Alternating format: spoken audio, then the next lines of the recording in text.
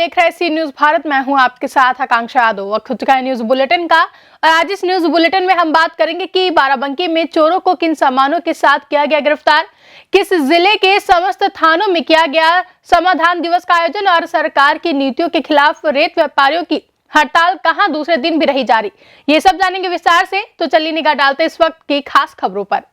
बाराबंकी के थाना मोहम्मदपुर खाला क्षेत्र में घटित चोरी की घटनाओं के संबंध में पुलिस अधीक्षक बाराबंकी डॉक्टर अरविंद चतुर्वेदी द्वारा अपर पुलिस अधीक्षक उत्तरी RS गौतम के निर्देशन में क्षेत्राधिकारी फतेहपुर योगेंद्र कुमार के पर्यवेक्षण में थानाध्यक्ष मोहम्मदपुर खाला मनोज कुमार शर्मा के नेतृत्व में चोरों की गिरफ्तारी और चोरी किए गए सामानों की बरामदगी हेतु पुलिस टीम का गठन किया गया था। इसी क्रम में 2 छात्र चोरों को गिरफ्तार किया गया। कब्जे से चोरी की गई मारुति बलेनो कार, आभूषण, मोबाइल फोन और नकद रुपए सहित अवैध तमंचा बरामद हुआ। ये थाना मोहम्मदपुर खाला में 21/22 की रात में एक चोरी हुई थी। घर में विवाह था, वहाँ से एक बोलेनो कार और कुछ जेवर चोरी हो गए थे। जिसमें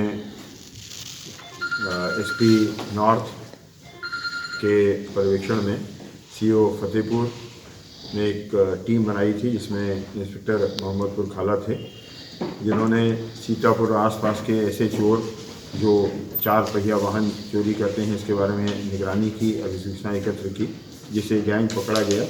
और ये गैंग सामान्य रूप से ऐसी जगहों को तलाशता है जहाँ पर कोई उत्सव हो रहा होता है। पहले ये उसमें पार्टिसिपेट करता है, टोह लेता है घर की, कौन अंदर है, ये सारा करने के बाद ये चोरी करता है। इस चोरी में घर के अंदर ही इन्हें बुलेनो की चाबी मिल गई थी, इसलिए उसी गाड़ी से ये चोरी का सामान लेकर गायब हुए थे।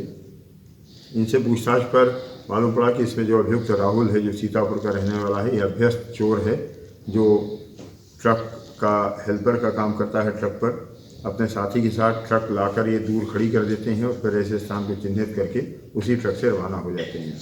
इस चोरी के दिन ये गाड़ी भी अपने साथ ले गए और मुखबिर तंत्र विकसित करते हुए हमारी टीम ने न केवल दोनों अभियुक्तों को पकड़ा बल्कि 100% बरामदगी की है। इसके अलावा नवंबर के महीने में भी इन्होंने थाना क्षेत्र में एक चोरी की थी, वो भी इसका भी सफल अनावरण हुआ है और माल बरामदगी हुई है।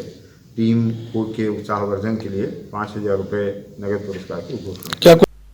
बाराबंकी से सी न्यूज संवाददाता हयातुर रहमान की रिपोर्ट। विधायक रविंद्रनाथ त्रिपाठी ने भदोही सामुदायिक शौचालय का उद्घाटन किया और अपने विचार व्यक्त किए। भदोही से सी न्यूज संवाददाता नीतेश उपाध्याय की रिपोर्ट। दिनांक 26 दिसंबर को जनपद देवरिया के समस्त थानों पर समाधान दिवस का आयोजन किया गया। पुलिस अधीक्षक डॉक्टर श्रीपति मिश्र द्वारा थाना भलुआनी में समाधान दिवस पर फरियादियों की समस्याओं को सुनकर त्वरित निस्तारण हेतु संबंधित को निर्देश किया गया। देवरिया से सी न्यूज संवाददाता दुर्गेश जायसवाल की रिपोर्ट। प्रदेश सरकार की गलत नीतियों से आक्रोशित रेत व्यापारियों की हड़ताल 2 दिन से जारी है, जिसके चलते रेत के दामों में भारी उछाल आ गया है।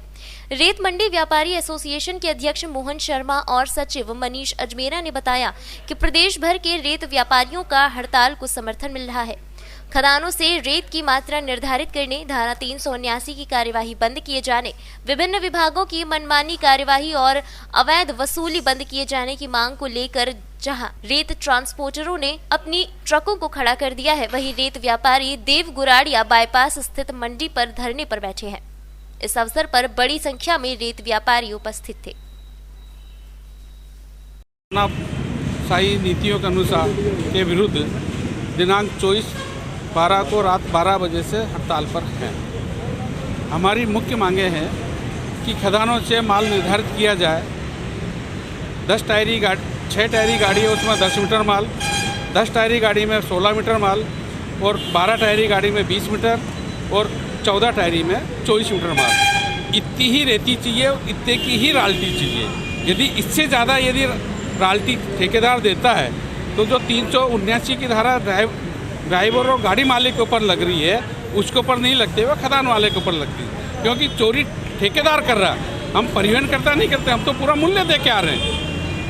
चोरी वो कर रहा है। अभी की तारीख में जो ठेकेदार है वो 25 घन मीटर माल दे रहा है और 10 मीटर की रॉयल्टी दे रहा है। चोरी ठेकेदार कर रहा है, जबकि प्रशासन जो है हमारे ऊपर अत्याचार करता है। गाड़ी मालिक के ऊपर बना के उसके ऊपर केस बना के उसको अंदर कर दिया जाता है, जबकि खदान वाले को पूरा बचा लिया जाता है। आप 24 तारीख से हड़ताल पर बैठे हुए हैं, हाँ। अभी तक आपको प्रशासन ने क्या जवाब दिया? अभी प्रशासन क्या है कि माननीय खनिज मंत्री महोदय के पीए का फ़ोन आया है और सोमवार के दिन 4 बजे मिलने के लिए बुलाया, वार्ता के लिए। अगर ये हड़ताल का आपको प्रॉपर जवाब नहीं मिलता है तो आगे क्या रूपरेखा? यदि हमारी मांगें नहीं मांगी गई तो हम हड़ताल अनिश्चितकालीन के लिए है, जब तक हमारी मांगें नहीं होगी पूरी, जब तक हम हड़ताल पर रहेंगे। आपका परिचय? मोहन शर्मा, रेत मंडी अध्यक्ष इंदौर। ओवरलोड नाके से ही नहीं निकलना चाहिए। बताया यहाँ पे हड़ताल की जा रही है रेत मंडी वालों के द्वारा, एसोसिएशन के द्वारा, क्या कार्रवाई की हुई है और क्या बताया?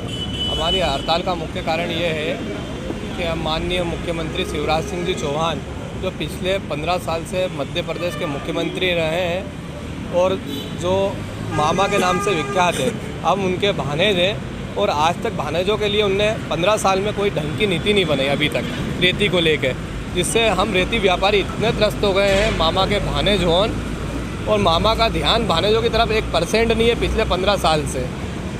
आए दिन हमारी गाड़ियां पकड़ाती है ओवरलोडिंग के नाम पे, जिसमें खदान वाला ओवरलोडिंग करवाता है, ना कि मोटर मालिक ओवरलोडिंग करता है। 10 घन मीटर की रॉयल्टी देता है खदान वाला, 25 घन मीटर माल देता है और चोर हम कहलाते हैं, जिसमें 379 की धारा लगा के मोटर मालिक और ड्राइवर को चोरी की धारा में अंदर करते हैं, जिसमें जेल जाना पड़ता है मोटर मालिकों को, जबकि मोटर मालिक कहीं से कहीं तक चोर नहीं है। हमने पिछले 5 साल से कई बार मुद्दे उठाए, कई बार हड़ताल करी, मामा के मार्गदर्शन में कई बार ये मुद्दे रखे, पर मामा ने आज तक हमारी बिल्कुल ना सुनी और बिल्कुल ध्यान ना दिया। इस कारण हमें 24 तारीख से 12 बजे से हड़ताल करी है और जब से अभी तक कंटिन्यू बैठे हुए हैं। ना किसी मंत्री का फ़ोन आया, ना किसी प्रशासन अधिकारी का फ़ोन आया, अभी तक कोई हमारी सुनवाई नहीं हो रही है। उस कारण हम हड़ताल पर डटे हुए हैं और डटे रहेंगे। आगे इस हड़ताल का क्या रूपरेखा रहेगी?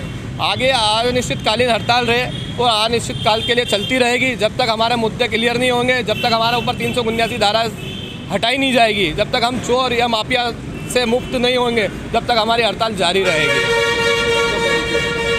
आपका परिचय दें। मेरा नाम आकाश दुबे, इंदौर मंडी एसोसिएशन से। इंदौर से सी न्यूज संवाददाता सुरेश बैरागी के साथ रेखा बैरागी की रिपोर्ट। बिहार में जहां पूर्ण शराबबंदी है, वहीं मुजफ्फरपुर जिले में अवैध शराब के कारोबारी लगातार कानून के साथ आंख मिचौली खेल रहे हैं।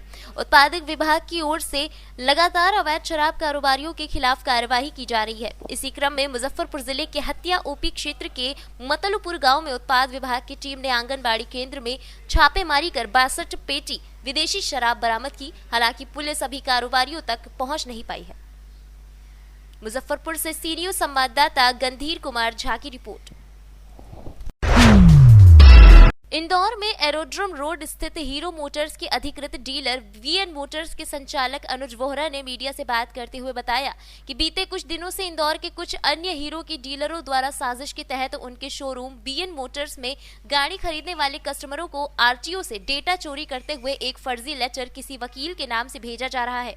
साजिशकर्ताओं द्वारा उस लेटर में वीएन मोटर्स से गाड़ी खरीदने के कारण उनकी गाड़ी का टैक्स बकाया बताया जा रहा है, जो कि सरासर गलत है। असल में उस गाड़ी मालिक का कोई टैक्स बकाया है ही नहीं। लगातार ऐसी शिकायत शोरूम संचालक अनुज वोहरा को मिलने के बाद खुद अनुज वोहरा द्वारा CM Shivraj Singh Chauhan, Indore DIG Harinarayan Chari, collector Manish Singh, CSP थाना एरोड्रम, आरटीओ, जीएसटी जैसे समस्त विभागों में आवेदन देकर मामले की निष्पक्ष जांच की मांग करते हुए दोषी लोगों पर कार्यवाही की मांग की है। और ये वीएन मोटर्स को बदनाम करने के लिए कुछ साजिश के तहत कुछ लेटर्स वगैरह ऑथोराइज होने के बाद भी आपके दिए जा रहे हैं, तो उस विषय में क्या जानकारी बताएंगे? ये हमारे साथी डीलरों द्वारा किया जा रहा है। हमारी डिटेल आरटीओ से निकाल के कस्टमर के घर पे लेटर भेजे जा रहे हैं। इसकी शिकायत हमने डीआईजी महोदय और आईजी महोदय, मुख्यमंत्री, एरोड्रम थाना और आरटीओ में सभी जगह हम कर चुके हैं और कंपनी में भी हम शिकायत कर चुके हैं। जिस भी सज्जन के पास जिसने भी वीएन मोटर्स से गाड़ी खरीदी है, वो अपनी गाड़ी वीएन मोटर्स पे आके या हीरो के किसी भी शोरूम पे आके डीएमएस में चेक कर सकता है। और दूसरा, प्रॉपर आपकी गाड़ी का जीएसटी भरा हुआ है, आरसी आपके पास है, इंश्योरेंस आपके पास है, तो उसमें कुछ भी आपकी गाड़ी जो भी आपने ली है कुछ भी गलत नहीं है। आप उसको आराम से अपनी चला सकते हैं गाड़ी में। किस तरीके से भ्रमित और किस तरीके का प्रचार करना? उनको हाईकोर्ट एडवोकेट रामेश्वर शर्मा के नाम से उनको चिट्ठियां भेजी जा रही हैं। हमने पता कर लिया है कि वो हाईकोर्ट एडवोकेट जो है उसका एड्रेस है 54 शिक्षक नगर, जो कि हमारे शोरूम के पीछे ही है। यहाँ पे कोई मिस्टर राजेंद्र सिंह यादव रहते हैं और वो पुलिस में ही हैं और इस टाइप से। और दूसरी बात, हमने कोर्ट की सनद भी चेक कर ली जो हाईकोर्ट एडवोकेट की होती है, उसमें कोई भी रामेश्वर शर्मा करके कोई भी वकील है ही नहीं। ये रामेश्वर शर्मा हाईकोर्ट एडवोकेट का ये नाम का दुरुपयोग कर रहे हैं। हमने इंदौर अभिभाषक के अध्यक्ष को भी एक लेटर लिखा है कि ये अधिवक्ता के नाम का दुरुपयोग हो रहा है, प्लीज़ आप इसे रोकें। इसको लेकर कोई कार्रवाई करी आपने? हमने की ना, हमने डीआईजी ऑफिस, एडरोन थाना, जिलाधीश महोदय, सभी जगह हम लोगों ने आवेदन दिया है और उन्होंने बोला है कि जांच कर रहे हैं वो लोग। आपका नाम? मैं अनुज बोरा, प्रोप्राइटर वीएन मोटर्स। इंदौर से सीनियर संवाददाता सुरेश की रिपोर्ट। जालोर जिला मुख्यालय के नजदीक बागरा थाना क्षेत्र में रीको एरिया 3rd फेज में मोहन जी की प्याऊ के पास सुबह एक दुर्घटना हुई, जिसमें सड़क दुर्घटना में 3 लोगों की मौत हो गई। इस हादसे में 2 लोग गंभीर रूप से घायल हो गए। घायलों को अस्पताल में रेफर किया गया है। बताया जा रहा है कि हादसा इतना भीषण था कि आसपास के लोगों की भीड़ भी मौके पर जुट गई। इसके बाद घायलों को अस्पताल पहुंचाया गया। जालोर से सीनियर संवाददाता कालू की रिपोर्ट।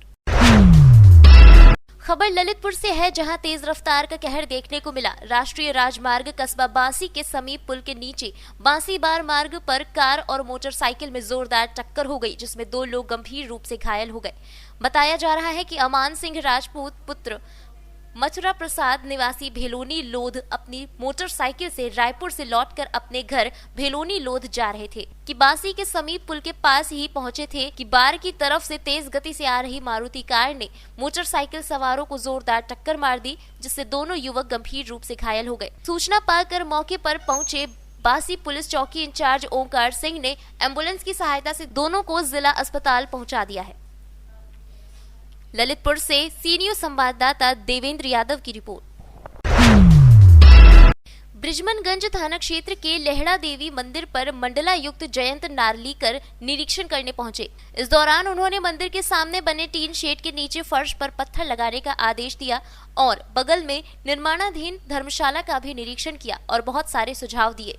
कमिश्नर ने मेन रोड से धर्मशाला तक आने जाने के लिए लिंक मार्ग जल्द से जल्द तैयार कराने के निर्देश दिए हैं। कमिश्नर ने मां लेहड़ा देवी के दरबार में दर्शन किए और महंतों को आवश्यक निर्देश दिए। महाराजगंज से सीनियर संवाददाता इरफान की रिपोर्ट। फिलहाल के लिए न्यूज बुलेटिन में बस इतना ही। देश और दुनिया की तमाम बड़ी खबरों के लिए जुड़े रहे सी न्यूज भारत के साथ। हर खबर आपके साथ, आपके हाथ।